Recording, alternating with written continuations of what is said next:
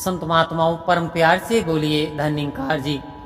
संत महात्माओं एक बार कवि भ्रमण कर रहा था तो एक दरियाव के किनारे से जब होकर के निकला तो वहाँ पे देखा कमल का फूल जो लगे हुए थे और उसकी जो कमलियाँ थी वो मुरझा रही थी धीरे धीरे।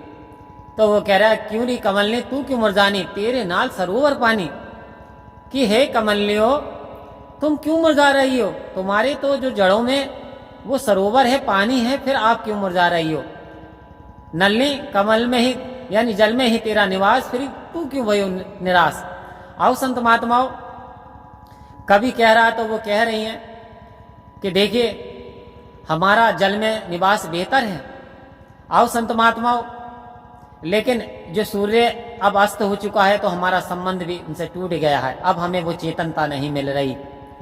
आओ संत महात्माओं एक और खासियत कमल के फूल में होती है, कीचड़ में खिलता है लेकिन लेप कीचड़ का नहीं लग पाता, कीचड़ में रहता खिलता बहुत अच्छा है। आओ संत महात्माओं उधर सदगुरु इशारा दे रहे हैं। सतगुरु के भक्त संत इस संसार में रहते हैं, इस संसार में न जाने कैसे कैसे विचित्र कार्य हो रहे हैं कि आंखें शर्मा जाती हैं, मन में शंकाएं उत्पन्न होना शुरू हो जाती हैं, मन में बहुत सारी ऐसे विचार आना शुरू हो जाते हैं, लेकिन संतों का काम है कि संत उसमें लिप्त नहीं होते। आओ संत महात्माओं सतगुरु कह रहे हैं कि कमल के भांति हमें जीवन जीना है। जैसे कमल पे लेप नहीं लगता कीचड़ का, इसी तरीके से संत को भी इस माया का, इस संसार में डिफरेंट माया में जितनी सारी रंग बिरंगी चीजें हैं इसका लेप जो महात्माओं को नहीं लग सकता। और जिस प्रकार से 32 दांतों के अंदर ये जीव निवास करती है, ठीक इसी प्रकार से मेरा संत इस संसार में रहते हुए जीवन यापन करता है और आनंद की अनुभूति करते हुए इस संसार के में लिप्त नहीं होता। आओ संत महात्माओं यही इशारा दे रहे हैं कि दांतों में फंस करके दातार ना भुला देना। आओ संतो ये जन्म अमोलक है, इसे यूं ना गवा देना।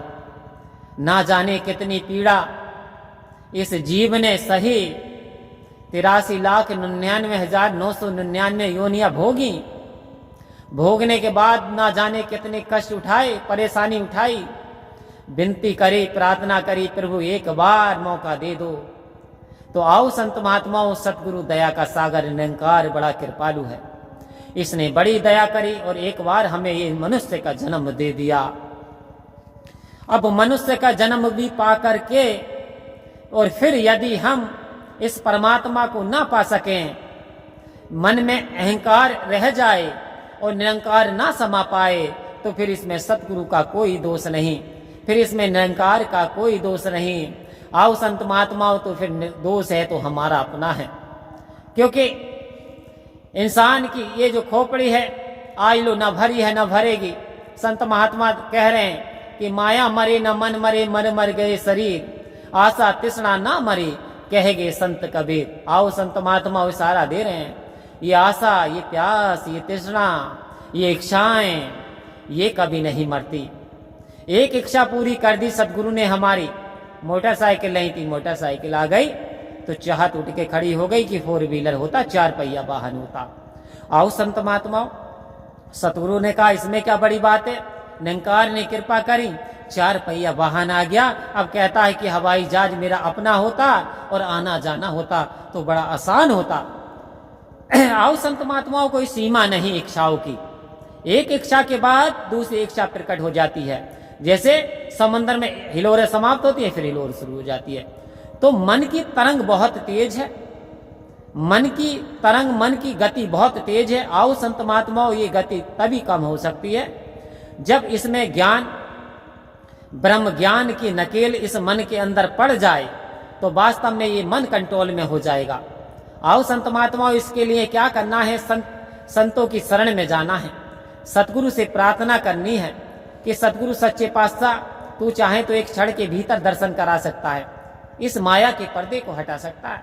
आओ संत महात्माओं तो सतगुरु कृपा करता है, लाखों करोड़ों इंसानों को जीवन से मुक्त हो गए, यानी सतगुरु की असीम कृपा उन पे बरस रही है और वो मोक्ष की प्राप्ति के हकदार हो गए यदि सतगुरु के वचनों का पालन करते हैं। शर्त है यदि सतगुरु के वचनों का पालन करते हैं और अंत में ही ध्यान परमात्मा में लगाए रखते हैं, यानी निरंकार का सिमरण करते हैं और इस प्रभु से डरते हैं और इसके इशारे पे चलते हैं तो वास्तव में उन संत महात्माओं का जीवन बड़ा सुहेला होता चला जाता है, उनकी किस्मत चमक जाती है, उनके सोए हुए भाग खुल जाते हैं। तो आओ संत महात्माओं परम प्यार से बोलिए धन्यवाद।